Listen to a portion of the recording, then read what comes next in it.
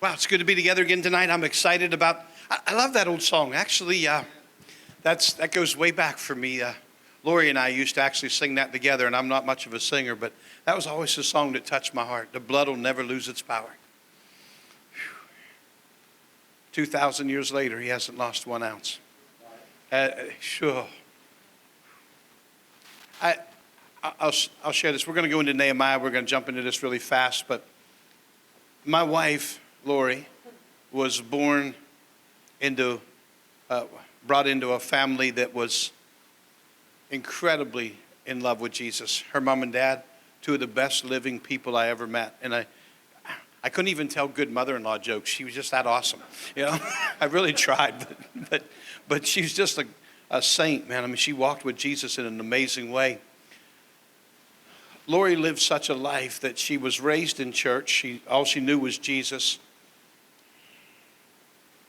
Her testimony says, one time I used the D word. And she felt like when she would hear people talk about being delivered from drugs, alcohol, gangs, prostitution, all that, like they had a testimony, she didn't have a testimony. Can I tell you something? She had a greater testimony than every one of them. Why? Because the blood never lost its power in her life. The same God that saves us is able to keep us. There's a place where, man, that you can stay steadfast and unmovable all the days of your life. You don't have to go out and sow wild oats. You don't have to go out and build your testimony. Your testimony is God saved me and kept me from my youth up. And that's a powerful word for somebody. Somebody needs to hear that. But that's incredible. And that's the faithfulness of our God. He's that good. Tonight, I want to share with you, we're just talking about some leadership things, some identity things. It's really identity and leadership kind of tied together.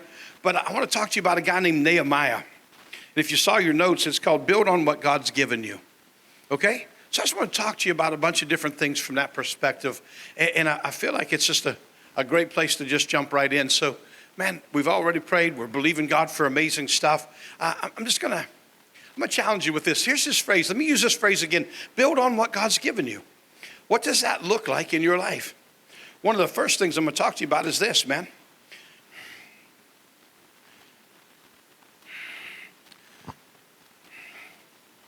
I'm going to say a couple of things that will sound a little bit hard, but you guys know my heart pretty decent. Right now, the church at large, and I travel extensively around the world and a lot in the United States, but we're in a leadership deficit. We have great managers, but few leaders. And I hope that makes sense because there's an incredible difference between management and leadership. And I feel like the Lord's raising people up to step in because I believe right now that we're into what I would tell you we would label the third great awakening. And I feel like that we're on the cusp of that. I'm not going to tell you it's coming. I think it's already begun. And God is in a move. There's things that are happening. And I'm watching a generation rise up. And you'll hear this the right way. But they're actually saying, we want to encounter the God of the Bible. And I hope I make sense when I say we want to encounter the God of the Bible. Because our job, my generation, I'm 60 years old, but I feel like my job is to show that generation that's coming on what the God of the Bible really looks like. And there's a difference in we talk a lot about religion versus relationship, and you guys are familiar with all the phrases, and I'm not going to run down that trail. But the idea behind it is that I believe that I can preach incredible sermons, and a good sermon can change your theology, but a good encounter will change your life forever. And people need to encounter the living God. And that's my heart cry, is to help people to encounter God. But please hear what I need to say, because I need to say this so strong. Encounters are amazing, and there's usually a feeling that comes with an encounter. But I feel like the Lord is teaching us, don't live by your feelings. Because if you only believe you're right with God when you feel Him, you'll live in deception your entire life. And you'll be up and down because, oh, I feel God, I must be okay. And then all of a sudden you don't feel God, and then it's like, oh my gosh, what did I do? And now you're into introspection and you're examining your heart. Where's the sin at in my life? What's wrong or whatever? And we can get all twisted and messed up if we try to live by our feelings. What I love about this, and this is what I'm understanding more and more, is that God is bringing a people in that are understanding, that are chasing after God, that want to encounter the God of the Bible and actually be able to know him. Watch, I need to know him this way, right? I need to know him in my heart, but I also need to know him here. Because if I don't know him here and I only know him here, how many know? Well, because people say this all the time, say, trust your heart, trust your heart. Oh, you just got to trust your heart. You know what the Bible says about trusting your heart? He said, don't trust your heart. He said, your heart's actually deceitful and you'll get messed up because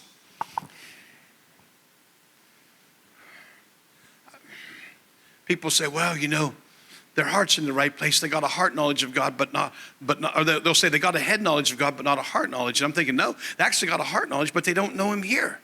And I think the only way we can actually know him fully and completely is to immerse ourselves in his word, because he continues to reveal who he is through his word. And over, there's a million places where God continues to reveal his nature, his character. Daniel used the phrase last night from Hebrews 10, in the volume of the book, it's written of me. That's actually the study that we're doing right now at Harvest Chapel. We have a school there called the Harvest Chapel School of Kingdom Living. And him and I are the only teachers in it. Now this week, because we're both here, Lori and Matt are doing it. Matt's my assistant pastor, and my wife are actually teaching tomorrow night or Thursday night, whatever day, I don't know where we're at today. It's probably Tuesday, I guess, so Thursday night. But it's Thursday nights, it's amazing. But I wanted to be able to show the people, whether we're doing Genesis and Exodus, Leviticus, Numbers, and Deuteronomy, God is shown all throughout there. And we say, well, you know, that's all under the law. You would be surprised how much grace you're going to find in the book of Exodus. Because God was gracious even under the law. And the truth of the matter is, the law doesn't even come till Moses, so all that other stuff was even before the law. And that's a whole nother sermon. I don't want to get there. But I want people to understand the nature, the character, and who God really, really is, and what he's really, really like. Because ultimately, our job is to show people what the Father's really like. Nehemiah is a model of leadership, bringing the people to a place where they could actually encounter God in a way that you may not normally see, but I hope we can show it to you by the end of this hour. So give me an hour, let's see where we get. Give me 55 minutes, okay? The first thing I'm going to tell you about Nehemiah and leadership is this: awareness. A leader pays close attention to what's going on around him. A leader knows what's going on around him. I need to talk to us. We've got to be aware because I have people that said, you know, I don't even want to know what's going on in the news because it's all just fake news. You know, we need to know what's going on in our country. I said, well, you know, I just don't want to see it because it's all bad stuff and whatever. How are we going to lead people into truth if we don't know the air that they're following? And there's a place where I think we need to be aware of what's going on around us. So I try to stay somewhat relevant to current events. I want to know what's happening around me, because the leader has to know what's going on around you. You have to know what's available to you. Even with Moses, when God speaks to Moses, what's the first thing he says to Moses when they begin their dialogue after he reveals himself in the burning bush? He says to Moses, what do you got in your hand? Does he say that? Moses said a rod. God said, throw it down. What happened? It turned into a snake. Where's Moses? Hiding behind a rock. Me too. I don't like snakes. I'm with them, you know. And he says, pick it up by the tail. I'm like, are you serious? Why? What was he showing Moses? Whatever you have in your hand, I can use. But if you don't know what's in your hand, how's God going to use it? You got to know what's available. You got to be aware of what's going on around you. You got to be aware of your surroundings. You got to know what's going on in your community. You got to know.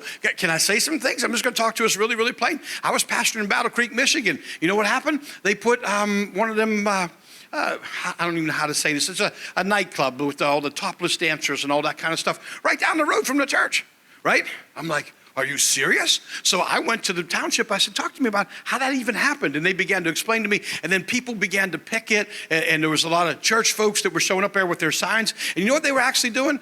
Because nobody really knew the place was there until they began to picket. And they gave them all the free advertising. The place only grew because of all the picketers. So I went to the township and started asking questions because I needed to know what's going on. And they said, yeah, they have a right to be there unless we would actually coordinate what they called a red zone. And I won't even go into that, red light district. A red zone is what they called it. And so I said, well, what do we got to do to make that happen? My job wasn't to shut this one down. My job was to make sure we couldn't get another one. Why? You have to be aware of what's going on around you. You can't stop what was already there. We ended up praying enough, and I'll tell you, it took 5 years, but eventually that place was gone. But in the midst of that, what I wanted to try to help us understand is real leadership has an awareness of what's taking place around us. Can I say this? In the church, sometimes we're so central focused that we don't realize that there's a whole world out there that's in trouble. We've just focused on ourselves. I even talked on Sunday morning to our own congregation about the idea that we don't want to create a bless me club where we just all gather inside our walls, we minister to one another, pray for one another, we bless each other, but are we actually reaching our community? What are we doing for outreach? What are we doing to touch the people around us? What are we doing? Because you know what I read? I read that we're supposed to be here to make an impact out there. Right? And when I read the gospel, you know what he said? Go ye. He didn't say come they. It doesn't say come they, and it says go ye, right? If I can really help us with this, my understanding is he gave apostles, prophets, and pastors, evangelists, and teachers to do what? To equip the saints to go out and do the work of the ministry. So I think our job of coming in here is to get equipped so we can actually go out there. But we'll never do anything well out there if we're not aware of what's out there to do. So we have to be aware. James tells us pure religion undefiled before God and the Father is to do what? Take care of widows and orphans. And there's a lot of widows and orphans out there. But if all we're doing is gathering here waiting for them to come, we're in trouble. We need to have a plan in place where we're actually saying, how do we move forward to touch the community around us? Because if we're not reaching out, we've failed on the Great Commission. How many of you know it's not called the Great Suggestion? It's the Great Commission. And somewhere we have a mandate to touch the world around us. One of the things that we're going to find with Nehemiah, he's acutely aware of what's taking place. We're going to see that in a minute. So I think we need to know, what do we have available and how do we touch the people around us with it? The next thing that we found in that was he had foresight, right? A leader's going to strive to determine the likely outcome of present and future decisions and actions.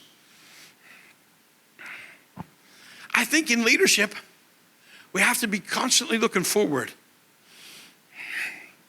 Daniel will tell you, we're in staff meeting every Tuesday. Tuesday mornings we have staff meeting, and when we're in staff meeting, we're looking forward to the next week, the next 2 weeks, the rest of the month. What are we doing? What does it look like? What's our plan to be able to move forward and do some things? We had property we wanted to buy. We're in the process of accumulating some more property for the church because we have a parking situation, and I won't get into all that, but I think it's great that you have a parking problem. I told the Lord I want two problems. I want not enough parking and too much money. We're halfway there. Okay. So, but in the process of that, what I'm looking at is that, so we're trying to stay ahead, looking forward, looking with foresight to be able to offset some of the challenges that we might have. How do we do that? We have to be able to look at, and sometimes it's just praying and asking the Lord for creative strategies. How many know God's not pacing the corners of heaven wondering how to fix stuff? He's already got a plan, but the only way we get the plan is we ask him to reveal that plan. And we've got to be constantly seeking the Lord for the next steps and staying forward motion and keeping foresight ahead of us so that we're looking forward to say, God, what are you doing? Can I talk to this real plain? I'm way off track, but I'm okay. In the midst of this, one of the things that becomes really important, I spent a lot of years as a pastor. Listen to me. How many know we learn from what we do right and we learn from what we do wrong? And I don't know about you, but I think I've learned more from what I've done wrong than I have from what I've done right. And I've made so many mistakes, I'm borderline brilliant now. Okay? So in the midst of that, what I think we have to do, for maybe the first 15 years or so pastoring, I would come up with some kind of a plan or some kind of an idea, and then I would spend my prayer time. You know what my prayer time looked like? I was trying to convince God to come and join us in what we were doing. And it sounded great. Listen, if I prayed like this, Father, I thank you that, man, we got this plan in place. And Lord, we realize that we're so dependent upon you and we can't do it unless you come and help us. And God, if you're not with us, we're not going to be able to succeed. But Lord, if you'll join with us, it's going to be amazing. And God, I just ask that you would come and lend your support to what we're about to do, because without you, we're going to utterly fail. And see, that sounds really spiritual, but it's totally unbiblical. Our job wasn't to convince God to come and help us. Our job was to say, God, what are you doing and how do we join you? Well, I hope somebody heard me because that was really good. Hang on. Man, that was really good, brother. Good job. Okay, so anyway, in the midst of that, what I want us to understand is we've got to find out, God, what are you doing and how do we join you rather than coaxing him to come and join us? Nehemiah gets a vision, gets a heart cry, and then says, God, what are we going to do about this? And gets the plan from heaven and then begins to execute the plan. Hope that makes sense to us because we've got to learn from that stuff, okay? Foresight, right? And then the next thing is decisiveness. Leaders make decisions, even the tough ones in adverse conditions. Effective leaders are not overwhelmed by what they see. Leaders make tough decisions. And sometimes those are the most challenging things. How many know when you're a leader and you got to make decisions and some people want to go right and some people want to go left, somebody's getting disappointed, right? Because they both believe they heard from the Lord. And you're the leader. And guess what the leader has to do? The leader has to make decisions. And it's not always about compromise. Sometimes you can compromise. Sometimes you can't. You know what I mean? And in the midst of that, I will tell you as a young pastor, honestly, what I found was we'd be into a place in the church and you know what I'd do? I'd get with a bunch of the folks together. We would maybe even have a meeting. I'd find out where they want to go and then figure out how to take them. How many know that's not leadership? At one point, I was into that kind of a situation. I won't get into it. I was in Battle Creek, Michigan, same place where I was when I was talking earlier. And I remember the Lord speaking to me because I was praying about that. And the Lord said to me, this was very clear to me. Sometimes God will just speak really clear. And the Lord spoke to my heart and said, are you leading them or are they leading you? I never called them to lead you. I called you to lead them. Anybody understand what I just said? Because if they're deciding where we're going to go and all I'm going to do is figure out the route, that's not leadership, right? It might be directorship, but it's certainly not leadership. So there were challenges there. In true leadership, what we have to be able to figure out is this, is that we're hearing from the Lord and then we're taking the first steps. And you know what I can tell you? You got to lead from the front, not from the back. Do you understand when Jesus talks about my sheep hear my voice and he says, I'm the good shepherd? Why? Because shepherds lead sheep, right? Cowboys drive cattle, right? You drive cattle from the back, but you lead sheep from the front. So he didn't say, I'm the good rancher. He said, I'm the good shepherd. Why? Because we lead from the front. Imagine if he said, I'm the good cowboy, then all you ladies would be mad because he said, my cows hear my voice. And you don't want to be called cows. That would just be wrong. Okay, so we're just saying with sheep. At least that's a little better. Okay, but in the midst of that, we got to get this, right? Because why? Because we lead from the front. And in the front, you got to make decisions as to what direction we're going. And this is effective. Please hear what I'm going to say. When I'm talking about this kind of leadership, this isn't just the pastoral leadership. This isn't just the church leadership. You're the leader of your family. The families need leaders and society needs leaders and all over your workplace. There's leaders in the workplace here today. And we've got to understand that these leadership principles aren't just directed toward church leadership. Leadership is a principle that fits across the board. And God's calling his people to lead. One of the problems that we have in America is the church got silent. And when the church got silent, the world began to lead. And in the midst of that, it was Edmund Burke that said, evil triumphs when good men do nothing. That's a strong word, but it's a true word. And we're called to step into that place of leadership and authority and actually be who God created us to be. The next thing is, there's adaptability. Because real leaders make midstream adjustments without hiccups. You embrace change and realize it's a part of growth. Can I say this? Some of you know I was a boxer for a lot of years, but real leaders got to learn how to roll with the punches. And adaptability becomes a real, come on, because when we read the Beatitudes, the one they left out was, blessed are the flexible, for they will never be bent out of shape. We've got to figure out flexibility and be able to roll with stuff and realize there's only one thing that will be constant. What's that? Change. There'll always be change. Things are always shifting and changing. And I've got people in church and they go, I don't like change. I said, you know what? I read in the Bible in 2 Corinthians 3:18 that we're going to go from glory to glory. Can I tell you something? You can't get from glory to glory without change. You just got stuck in this glory.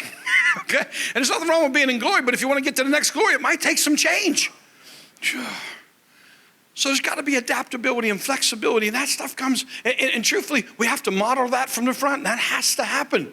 And the next thing is that real leaders are unifiers. We'll find this in Nehemiah, but it's the leader's job to bring people together and let each one be seen for their strength. Real leaders bring unity. They carry the ability to negotiate well. The next thing's empowerment. Can I talk to us? Because it's a huge cry for me. Real leaders empower. The job of true leadership is not to get more followers. It's to create more leaders. Do you understand what I just said? It's not about trying to get more followers. It's about creating more leaders. That we would raise people up that would actually step. It's finding the gold in them. I'm going to talk about that when I talk about Joshua, but Joshua knew how to bring the right people to the table. It's being able to see somebody for the gifting that's inside of them and then pull the gold out of them and bring them to a higher and better place. Because that's really, really important. Empower. One of the greatest heart cries I have for Harvest Chapel is that we have an empowerment culture where people are empowered to step in to their calling, their gifting, and be able to flow with it. Over and over, man, we're raising up. Right now, I'm really excited because we got a bunch of 14 and 15-year-olds that are coming onto the worship team because I believe there's gifting in them. And we had a meeting with Dean, the worship pastor, and said, man, let's get these young girls and let's put them on the stage. And then you know what the girls did? And they're scared to death the first couple of weeks, but after a little bit, it starts to open up. And pretty soon, I promise you, man, the one young lady, if you ever watched Harvest Chapel Live, there's a young girl with short blonde hair. Her name's Miranda. And Miranda, man, she's been with me since she was like 4 years old. But when she first got on the stage, she was scared to death.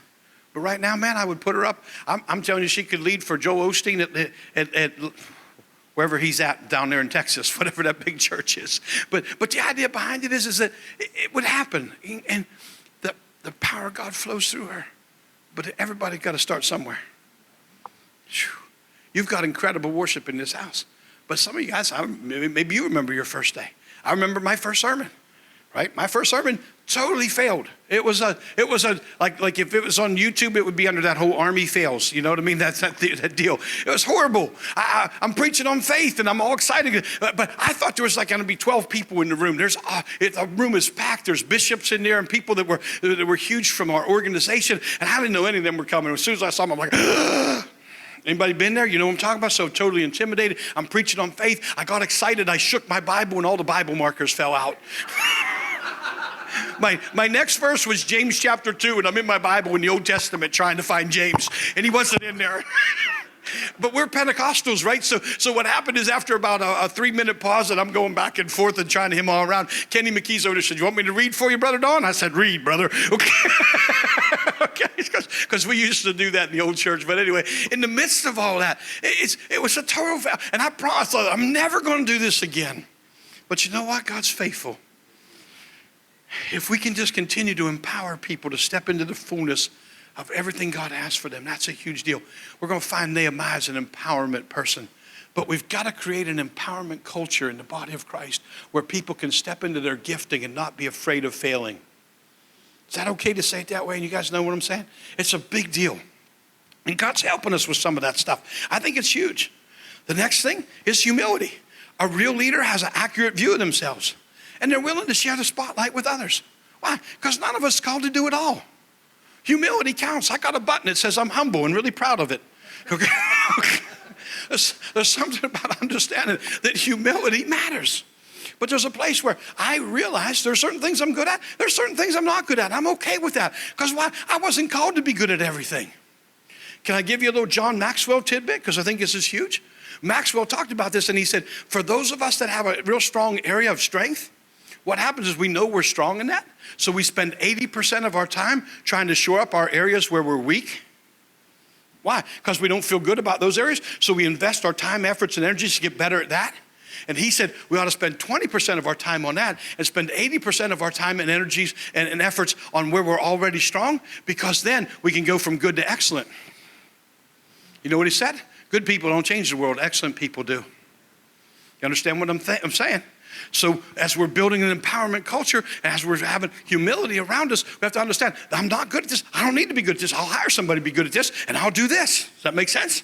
Or I'll find somebody else to do this so I can excel in the area that I know where's my strength zone. And I think there's something huge about staying in your strength zone. and being okay with the idea that you don't have to be good at everything. I could do it like this. Everybody who's really good at everything, stand. And look, I'm the only one standing. Never mind. Okay, so forget that. Okay. It's a huge deal, okay? Can I help us with a couple of things? We're going to jump into Scripture. People don't just build projects. Projects build people. That's a really huge statement. When you're engaged in doing what God called you to do, you're building your faith, you're finding your purpose, you're building confidence, and you're becoming who God created you to be. That's a really big deal to me right there. When I look at the idea, sometimes we'll take on a big community project because we're going to bless the people. You know what happens? We get more blessed than they do. We've come together, we've created community, we've worked together. We've touched a lot of people, they've been really, really blessed. Who's ever been on a mission trip? Come on, you go on a mission trip to bless the people. What happens? You get more blessed than they do sometimes. Why? Because because projects don't, so you understand, people don't just build projects, projects build people. Right? It encourages us. We get stronger. We get better. When Nehemiah is in this task of rebuilding the wall, there's something that happens. There's a unity that takes place. People are encouraged. People are blessed. People are built up. Why? Because they stood together in a project with a common goal, a common bond, and they knew that God had his weight on that. It matters. So see that in your life and ask yourself, man, where are the projects that I'm involved in? Not so I can build something, but even that something might be built in me. Because I think that's huge, okay? Again, purpose and all that kind of stuff takes place. And the next thing I'm going to talk to you about this. You know that Nehemiah was the king's cupbearer. How do you think Nehemiah became the king's cupbearer? I promise you it wasn't a random drawing. If you're the king that everybody's trying to poison and kill, right? First of all, I'm going to say this. If you're the king and you're afraid that people are trying to poison and kill you, I'm not sure I want to be your cupbearer. Because I don't know if you guys noticed, but the cupbearer tasted everything before the king ate it. Not a position I'm signing up for. Don't need the application. I'm good. Why does he pick Nehemiah? Because Nehemiah proved himself trustworthy and loyal. Let me talk to you about something, man. Can the people around you trust you, and do they see you loyal? I want to live in such a place that people aren't worried about where I'm going to stand next week. Do you understand what I'm saying? Your trustworthiness, your loyalty is going to matter the rest of your life. And I'll tell you this, man. I talk about this pretty freely, but like with my staff back home and the folks that are around me, I trust every one of them explicitly. We have a girl named Michelle. She's our financial director, and I'm clueless on all that stuff, and I've never had to worry about a penny. I've never wondered where's the money going. Why? Trust her completely. I would tell you that in my staff, Daniel's part of my staff, there's Matt, there's Dave, I could go a whole bunch of them. There's Anna, I think we have 19 total on staff. But the reality is this, with any one of them, if I had a suitcase with $2 million in it, and I had to go away for a year, I'd give it to any one of them. Come back in a year, if I had to pick up the suitcase, I'd never count the money. Does that make sense when I say that? Because I just know it'd be good, because they're trustworthy and they're loyal. And that matters to me. I think the king had to look at Nehemiah as one who was trustworthy and one who was loyal, or he's never assigned to that position. But that's going to matter when he has to come before the king with a sad countenance. Some of you know the story of Nehemiah. In the midst of all that, that stuff is going to matter. Why? Because the fact of the matter is, you being trustworthy and loyal at a time when you don't need the king's favor will make all the difference in the world when you do need the king's favor. I hope I made sense when I say that. I'm not talking about King Jesus. I'm just talking about people.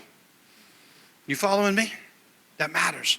Now, keep reading with me because there's some neat stuff here and we're going to talk about it, okay? The next thing on your paper, if you're looking, it says patience is the key to victory. Look at Nehemiah chapter 1. Okay? I guess if we're going to start, we ought to start in the beginning. Nehemiah 1:1. Watch this. The words of Nehemiah, the son of Hakaliah. It came to pass in the month of Chislev, in the 20th year, right, as I was in Shushan, the palace or the citadel, right? You everybody see it? What month? Chislev. That's all I wanted you to see, is Chislev. Why is that important? Go to chapter. So some of you know what happens. The word of the Lord came to him. People came, and it wasn't the word of the Lord. It was the word from people that came. And they said, oh, my gosh, the city of Jerusalem has been burned. The walls have been torn down. The gates have been on fire. The temple's been pillaged. You know what I mean? And the whole city's laying in ruins. Everybody knows that, right? That's chapter 1, basically, in a nutshell. Chapter 2 starts out like this.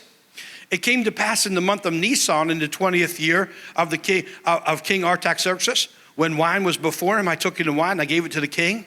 I'd never been sad in his presence before. There's a reason I read the whole thing, but when did that take place? The month of Nisan.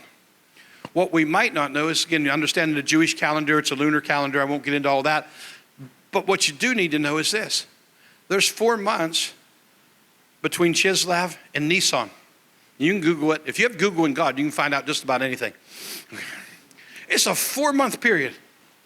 So from the time he gets the word until the time he actually appears before the king, he's had to work through a whole process of grieving, planning, praying, asking God. What was going on? Patience is happening. He doesn't just respond immediately. Do you know why?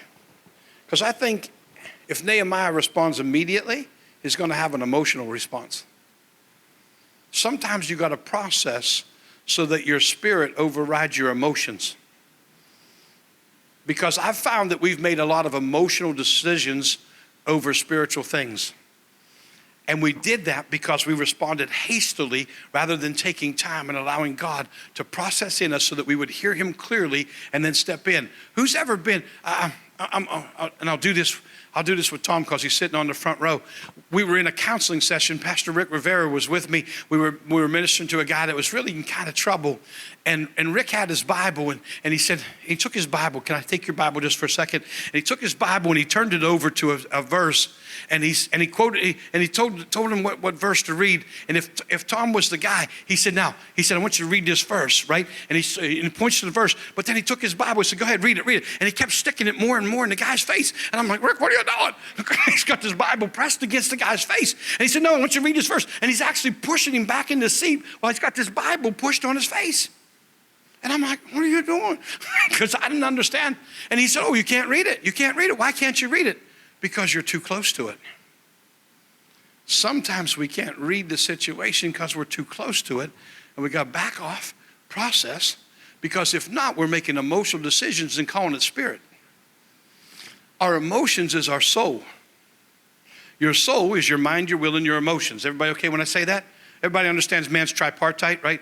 I am a spirit, I possess a soul, I'm housed in a body.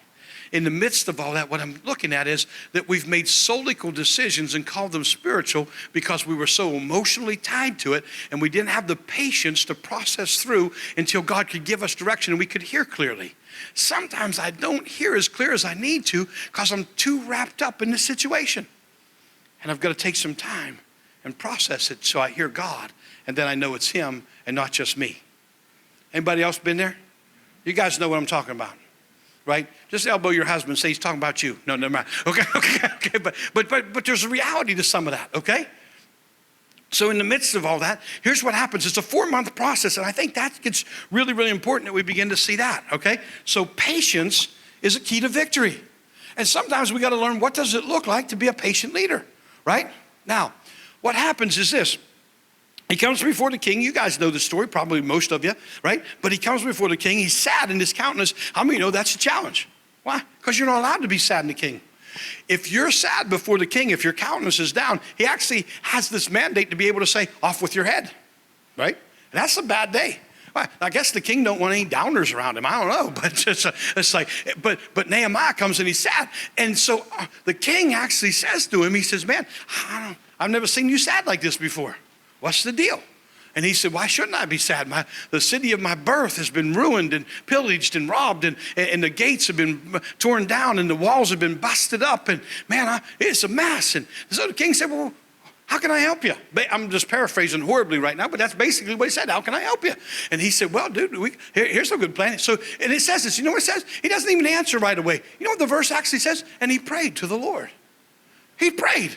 Before I respond to this, because why? Again, emotionally, but I don't want to make an emotional response. I need to make a spiritual one. I need to hear God in this.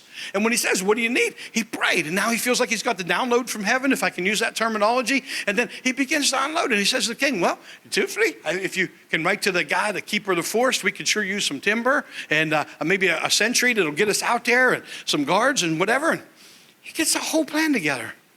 And the king grants him his request. So Nehemiah gets it together. And in chapter 2, here's what happens.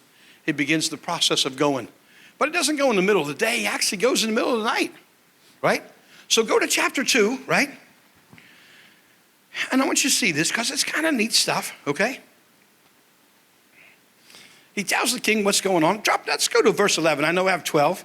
So I came to Jerusalem, and I was there 3 days. And I rose in the night, I and a few men with me. I told no one what my God had put in my heart to do at Jerusalem, nor was there any animal with me except the one that I rode on. Everybody see it? I didn't tell anybody what I was doing. He doesn't say I didn't tell anybody what I was doing. He said I didn't tell anybody what God put in my heart. How many know? He's not on an assignment from Nehemiah. He's on an assignment from heaven. God put this in his heart. I don't want to build something for me. I want to build something for him. Whew. When we know that what we're doing is for the Lord, we won't take any shortcuts. When we know what we're doing is for God, we're not going to try to do it halfway. We're going to put 100% into it, and it's going to matter.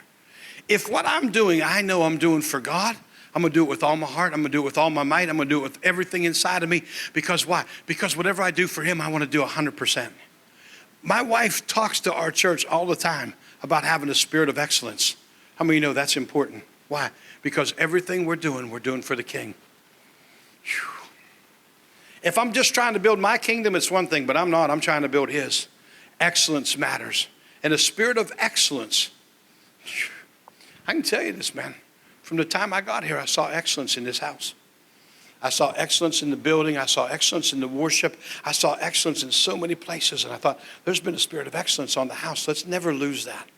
Because we need to understand whatever we're doing for him. Whatever we're doing for the glory of the king. Whatever we're doing it for God. Let's make sure that we never lose sight of that. But the other side of that is that then how do we now take what God's given us and touch the masses? Because if we don't touch the masses, we're in trouble, and we've failed in the Great Commission. God, teach us what that looks like.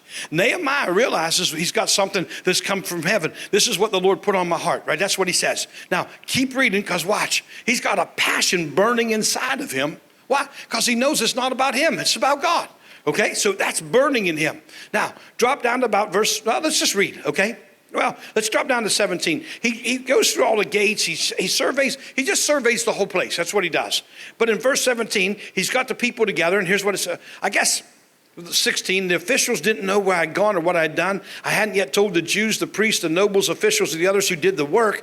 Then I said to them, you see the distress that we're in, how Jerusalem lies waste, and its gates are burned with fire. Come and let us build the wall of Jerusalem that we may no longer be a reproach. Whew. You know what he just did? He just told them now. He just unveiled the mission. He just told them, here's the plan. What's he doing? He's actually casting a vision. And I think that's huge, okay? He's casting the vision to the people. This is what God put in my heart. We're going to rebuild the wall, and we're going to do it for the glory of God, that we're no longer a reproach. But catch the wording that he used. Let us build, that we aren't a reproach. What was he doing? He's identifying with the people. It ain't just you, it's me too. We need a move of God. We need a touch from heaven. We need the breath of God breathing on us again. We need life in the community. We need a revival. Do you understand what I'm saying? Because the terminology isn't y'all need it. Y'all just need that. That's what y'all need right there. Nehemiah didn't go there. He said he's identifying with the people. He said, it's me too. Let me help you understand something. They were in a mess. Nehemiah was in a palace. Do you understand what I just said? Come on, Nehemiah could have said, hey, it's your deal. Y'all got a mess out there, buddy. I'm living pretty high right here. I just say cookies from the king's plate. I think I'll have a spot of tea.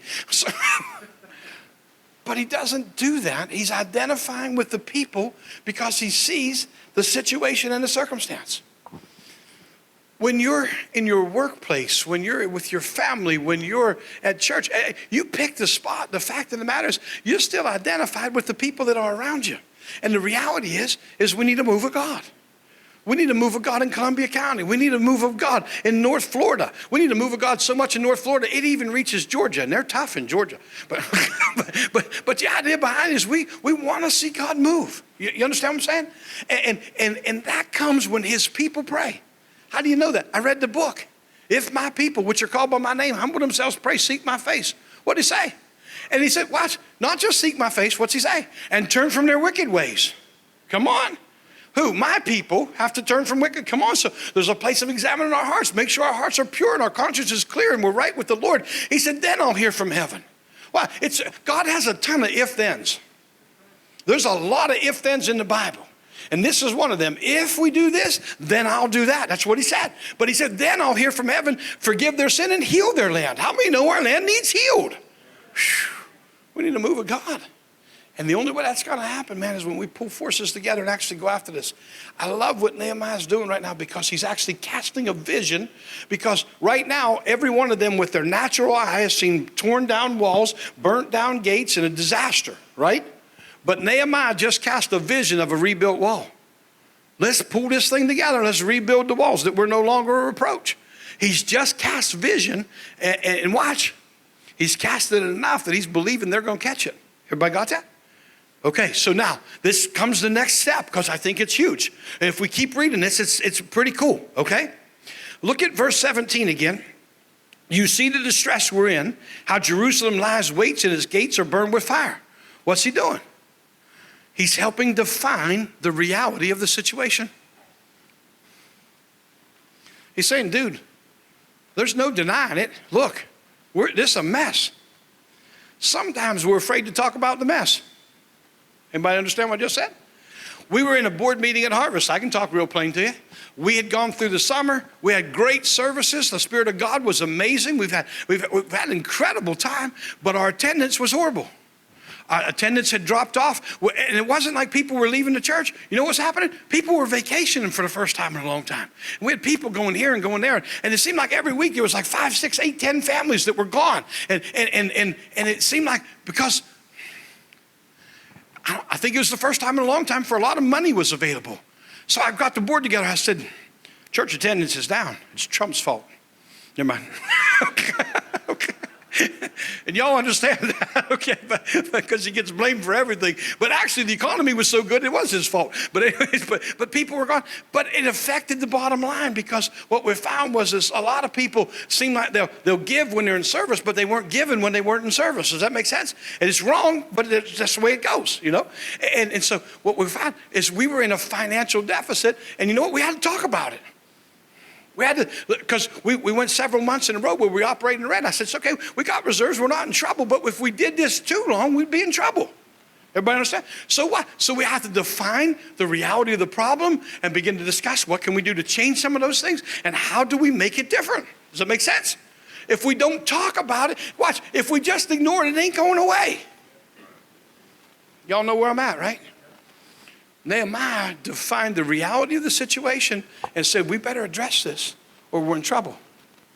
The body of Christ at large has some situations we're going to have to define, address, and go after. And I'm believing God to change some things around, okay? So in the midst of all that, here's what I'm finding. Now keep watching because it gets even stronger, okay? Look at verse 20 for just a minute. Because he told him how God had put his hand upon him. And you know, it's cool. Okay? Let me tell you what's going on. He said, God's got his hand on this thing.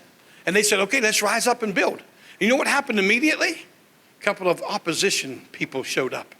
You got Tobias and Sanballat. I don't know if Gershon's in this yet, but he'll show up soon. I think he might be in this part. Yeah, okay, yeah. And in the midst of all that, can I say this? Please hear what I'm going to tell you. Anytime you're going to do something for God, expect pushback. Listen, if you're taking ground for someone, you're taking ground from someone. You're at war. On the day that you said yes to Jesus, you entered war. Don't get surprised when you get shot at. People all the time, I gave my heart to the Lord, and ever since then, I've had all kind of trouble. I'm like, yep, I expect that. Yeah, you just entered into a war zone. Don't get shocked when somebody's shooting at you. But the reality is you have a promise that you don't have to walk through this alone, and he'll never leave you, never forsake you, and he's with you every step of the way. In the midst of all that, what I found was as soon as Nehemiah put a plan together, automatically there's pushback coming. Right? And in the midst of all that, he's got to decide right now, how do I stand against the pushback? You know what it did? It created a stronger fortitude inside of him. And he thought, dude, we're on. It's like, it's game on right here, okay? So now in verse 20, I think that's where I want to go. Watch the next thing that happens, because it gets real strong, okay? Look at verse 20. So I answered them and said to them, the God of heaven himself will prosper us. Therefore, we, his servants, will arise and build, right? We're going to rise and build. Can I say something? This thing's simple. Don't overcomplicate it. I think sometimes we've overcomplicated the simplicity of what God's called us to do.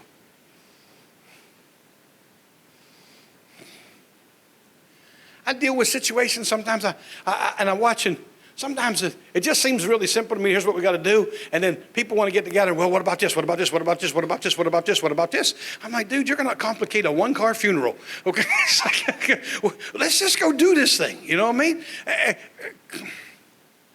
I believe that we have to have a plan. I'm not wrong. I don't have a problem with a plan. But I don't want to get so planned out that we've planned out the Holy Spirit out of the whole deal. Let's leave room for God to move. That has to be real. Okay? One of the things that's really cool for us at Harvest, I love this, is I have people that come and they say, I love coming to church here because you never know what's going to happen. I'm like, good. I think it's cool. I think God has this idea that he ought to be in charge. Now we'll leave that alone. Okay, so in the midst of that, he just simplifies. So let's rise up and build. We're going to rebuild the wall.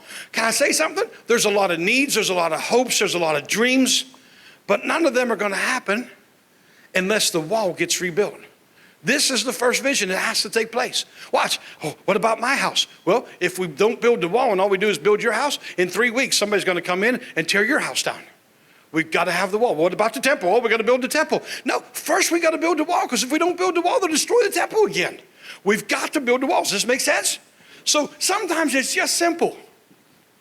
If the vision God puts in your heart makes plain sense, don't look for other sense. We got to do this thing, man. So in the midst of that, Nehemiah understands what's happening. And in the midst of that, he's going after that. I think that's a big part of it, okay? Now, here's the next thing, okay? He doesn't want to complicate it, right? So they start getting together. And then in chapter 3, it's really about everybody that's helping build the wall. You know what I mean? And it's got all the people's names, and most of them we can't even pronounce. And we're just going to leave that all alone. But here's what's happening, okay? Chapter 4, verse 6. So we built the wall, and the entire wall was joined together up to half its height, for the people had a mind to work. I love that verse. Remember I said there was opposition? But the people weren't focused on the opposition. They had a mind to work. If the devil can't stop you, he'll at least try to distract you. Do you understand what I just said? Listen, can I talk to us real plain? Because I'm just going to talk to us real plain. We can get together in church, and a whole bunch of us can get together, and you know what? And the Spirit of the Lord starts moving, and you know what happens? The devil will get on your mind and start reminding you of all the people who aren't here. Am I right? Start, oh man. And then the next thing you do, oh, I wish Fred was here. Oh, I wish Bill was here. Oh, I wish Sally was here. Oh, I wish Susie was here. You know, and instead of focusing and allowing the Holy Spirit to minister to you in that hour because God's in the place, we're so focused on who ain't here that we're missing out on the blessing of just being here. Am I making sense to anybody? The devil will try to distract you in about 100,000 different ways, because if he can't stop you, he'll distract you. The people had a mind to work. Did you see that part of that verse? That means everything to me. Stay focused. In the midst of opposition, you need to stay laser focused. That's a huge word for somebody. What's God doing in your life? Please hear this. Whatever God is doing in Matt's life, I'm going to have to learn how to celebrate that for Matt. But I'm going to stay focused on what God's doing in my life. Whatever God's doing with Mike, he's got his hands full. But whatever he's doing with Mike, I want him to do everything he wants to do in Mike. But if all I do is focus on Mike, I'll probably miss on what God wants to do in me. You understand what I'm saying? So I got to say, God, what do you want to do in me? Why? Because he's still working on me. And I want to become everything God created me to be. Now, do I want to help Mike? Absolutely. Do I want to help Matt? Sure. But the truth of the matter is, I can only help them to get as far as I've ever gotten. So I find the deeper he works in me, the deeper he can work around me.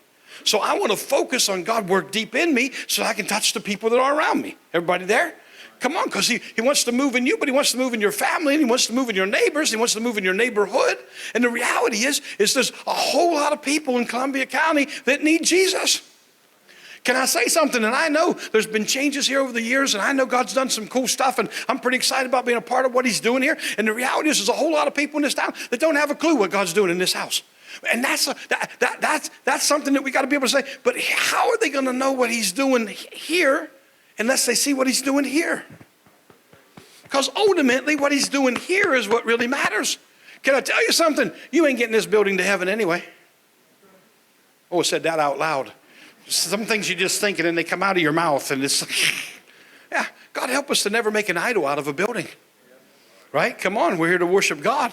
Right? So in the midst of all that, the reality is that, man, this is what matters. God, do it here. And in the midst of that, that's what I'm finding. Nehemiah kept the people focused, and now the wall's half built. Everybody see that? The wall's half built, Nehemiah 4:6, okay? Now, I think that's a really huge place, right? So he gains the trust of the people. They have a mind to work. He keeps the real purpose before the people, right? They're not just rebuilding a wall. Remember 2:17? What did it say? Let's rebuild this wall that we're not a reproach any longer. What? The real purpose wasn't just build the wall. It was remove the reproach. Anybody understand what I just said? Come on, what's he saying? He's saying, let's do this thing, right? So that we're not a reproach to the community, that we're not a reproach to the people. Let's make sure that what we're building, God's going to get glory from. Oh, man, there's a whole sermon right there, wasn't it? Y'all following where I'm at? And the reality is, this is what we got to find. Nehemiah's after this thing, and he's pursuing it, man. And he's got what's cool is he's built a team now to go with him. And I think that's what's really, really a big deal, okay? So he kept the real purpose before them, right? Their task was tied to a larger purpose. God's leader isn't discouraged by adversity. Look at chapter 6, verse 1 through 9. It happened when Sanballat, Tobiah, and Geshem, the Arab, right, and the rest of our enemies heard that I'd rebuilt the wall, that there was no breaks left in it, though at that time I hadn't hung the doors and the gates, that Sanballat and Geshem sent to me saying, come and let us meet together among the villages in the plain of Ono. But they thought to do me harm. Should he go? I think it was simple. The plain's called Ono. It's pretty much a no-brainer. I mean, come on. So I sent messengers to them saying, I'm doing a great work and I can't come down. Why should the work cease while I leave it and go down to you? But they sent me this message 4 times and I answered them in the same manner. What? Oh, come down. Oh, come down. Oh, come down. Does that sound like the devil to anybody else? Come on, who's ever had the devil on your shoulder? Blah, blah, blah, blah, blah, blah, blah. And it's just the same thing over and over. And you got to be so set in your place where you say, I'm not going to be distracted. Can I give you a word? Nehemiah didn't run down and try to defend himself. He just kept doing what God called him to do. Some of y'all need to quit worrying about defending yourself and do what God called you to do. Boy, if I was preaching downstairs, that was a stomp place right there. But that's a big deal. Nehemiah's not worried about that. He's just setting in place. He's going after what God called him to do what he said. And then 4 times, so over and over, he keeps saying, no, I'm not going to go down. Then watch, okay? Then Sanballat sent his servant to me as before the 5th time with an open letter in his hand, and in it was written, it's reported among the nations, and Geshem says that you and the Jews plan to rebel. Therefore, according to these rumors, you're rebuilding the wall that you might be their king. And you've also appointed prophets to proclaim concerning you at Jerusalem, saying there's a king in Judah. Now these matters will be reported to the king, so come therefore and let's consult together. And I sent to him saying, no such things as you say are being done. You invent them in your own heart. Everybody see that? How did Nehemiah respond? Liar, liar, pants on fire. That's what he said. Okay. For they were all trying to make us afraid, saying their hands will be weakened in the work and it won't be done. Now therefore, O God, strengthen my hands. Strengthen my hands. What's he saying? Can I tell you what happened? Adversity just strengthened his resolve. In the midst of adversity, you've got to determine, how's this going to impact me? How's this going to affect me? Some of you that have been around for a while, you might know my story, but for those of you that don't, about 14, 15 years ago, somewhere around 14 years ago, I guess it is, 2006 it was, so it was 14 years ago this year in August, it'll be 14 years. Lori and I are on a 3-wheel motorcycle, and we're ready to make a left-hand turn into a diner. It's 10:30 at night. Important decisions are about to be made. Do I want pie or a sandwich? This is very important. And in the midst, I'm stopped. The clutch is in. Cars are coming north. We're heading south. There's 7 cars that are coming north. I still remember that. And I'm sitting there thinking about it. And a Volkswagen Jetta come behind us that was a drop Jetta. The trike had a trailer tow hitch on the back of it. And that Jetta was dropped, went underneath the trailer hitch, threw us, skyrocketed into the sky. Right? We came down. I didn't have a helmet on. I landed on my head. I won't get into all the story because time's eluding us. But they brought helicopters in. They were flying a helicopter and they put Lori on a gurney. I was still laying on the ground. I was bleeding out of my skull. It was a bad situation. The lady that was the EMT that was there later on told me she was picking pieces of my skull up off the yellow line, saying, "You're not going to die, not on my watch. You're not going to die, not on my watch." As they were loading Lori on the helicopter, she heard them say, "Call off the other helicopter. The man's not going to live. Call off the other helicopter. We won't need it. It's going to be a fatality." And her whole world flashed in front of her. Imagine losing this. Never mind. Okay, so in the midst of that, without going into all the details, let me tell you what happened. The other helicopter came. I lived, yay. But the neat part of it is this, is that night they flew us to York Trauma, which is about 15 miles from where we're at, the trauma unit in New York Hospital, where we got into the hospital somewhere around midnight, and at 4:30 in the morning, I had been treated and released. We walked out of the hospital that same night. A week later, I was with the lady that was the EMT, and she is not saved, and you didn't have to wonder by the language she was using, but she's explaining that there's no way I'm standing in her living room. I just went to thank her for her service. And she said, there's no way that I've been doing this for 8 years. The best I could have hoped for you was quadriplegic or brain dead. There's no way a week later you're standing in my living room. And I told her I was treated and released. She said, "You're lying." I said, "No, honey." I said, "I'm not lying." I said, "The truth of the matter is," I said, "my life is not my own. My life is hid in Christ in God."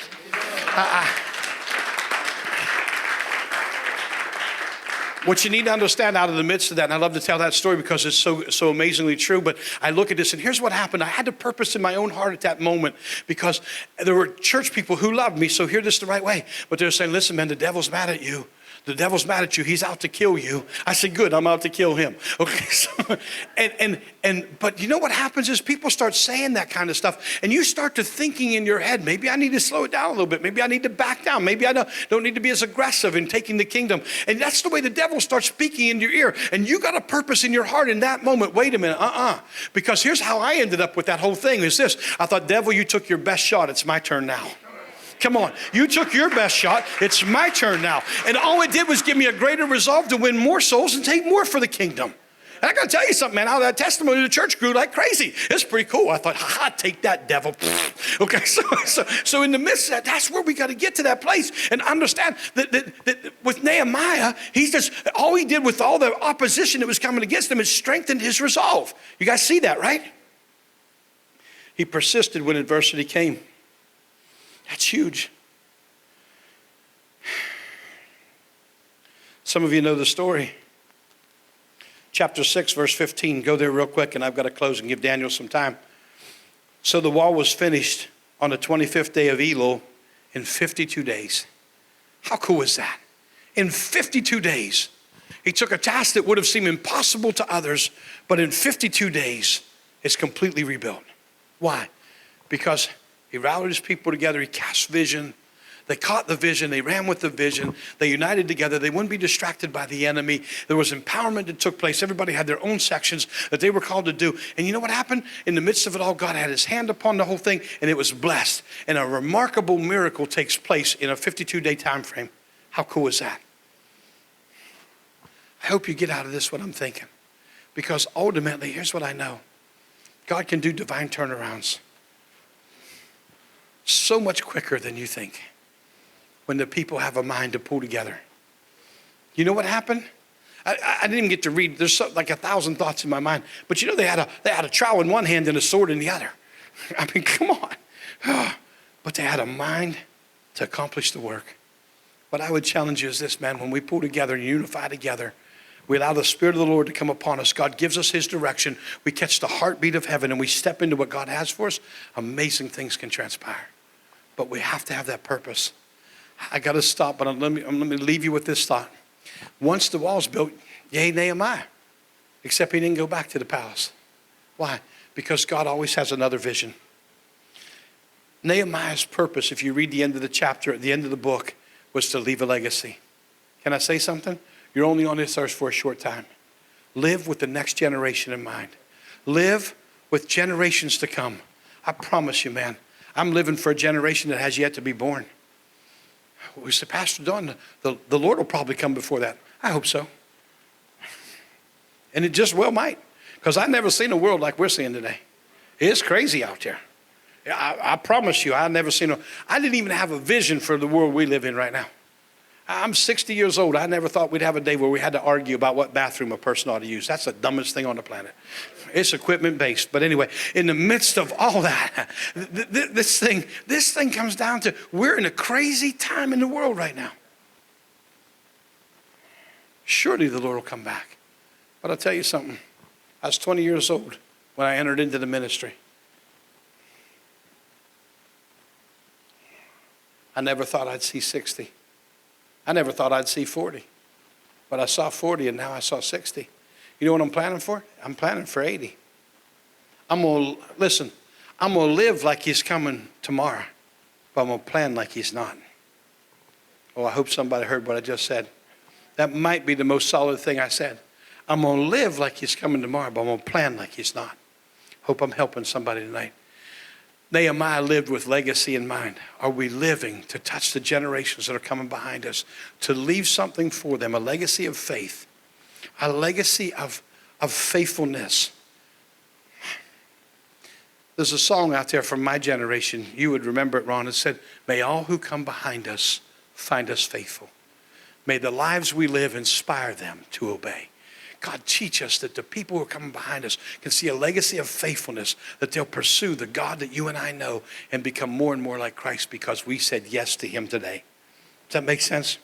Let me pray for you. Father, thank you for the opportunity we have to just be able to study a book like Nehemiah and learn and grow because of it. And God, as we do, there's so many things that you want to teach us. And there's leadership principles. There's just daily principles. There's identity stuff in here that just really helps us become who you have called us to be. And Father, I thank you that the Spirit of the Lord would rest upon us. And God, that you would just put weight on these words tonight. God, that would cause every one of us to look around the community that we live in, to see the people that are coming and going in and out of our life day by day. And are we doing anything, God, to help them to come into the kingdom? What are we doing to advance the kingdom? What are we doing, God, to make an impact and a difference? What are we doing to build the wall and give you glory? And Father, I'm asking that you would show us and give us the strategies of heaven that we might follow on to know you, to empower others to come to know you in a greater way. And God, I pray that the grace of God would rest upon us, that as we step into these next, Lord, we're in a brand new decade right now. And I pray that this would be a decade where we make such an impact, where we make such a difference, that lives and hearts and communities are touched, that people from the north would actually say, I'm moving to Lakeland because there's a move of God. I'm moving down to Lake City. I'm going to come to Lake City and see what God's up to because there's amazing things that are transpiring there. And in the midst of that, God, folks would be touched and lives would be transformed and changed because, Lord, you are doing something among your people. All we need to do is give our hearts to you completely and fully. Our yes means something in heaven. May we stand in that place, God, where that resounding yes is touching the halls of heaven, and heaven's coming and touching earth, because when heaven touches earth, earth is forever changed. So use us for your kingdom's sake in Jesus' name. And everybody shouted, amen. Amen.